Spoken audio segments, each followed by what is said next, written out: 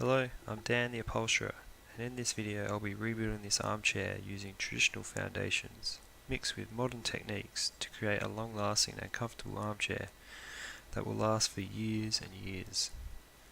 Firstly though, I would like to say thanks to all my subscribers. At the moment I have 98 subscribers.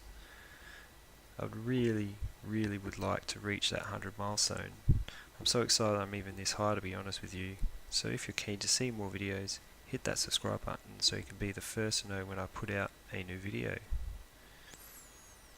I know it's been a long while between videos. I did explain why in my previous video, but I promise that it won't be long between videos anymore, as I have plenty of jobs to do, and now that my shed is set up to work in again, videos will be coming pretty consistently.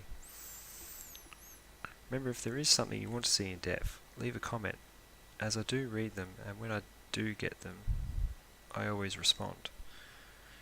Don't be shy, as I'm always willing to take in ideas that can help me improve my videos for you all.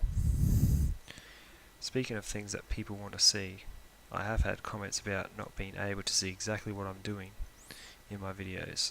I do try to show the whole process I'm going through, but shifting the camera every time I shift my body or the chair is time consuming and the videos can just get messy.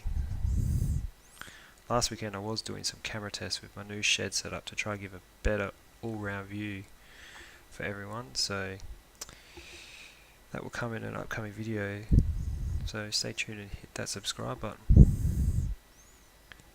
My next project is an Edwardian chaise being done in green velvet, so keep your eyes peeled for that if you're interested in Edwardian style pieces.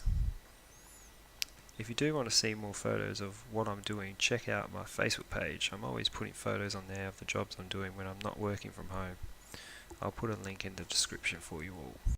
Thanks so much for watching. Enjoy the rest of the video. I'm going to stop talking now.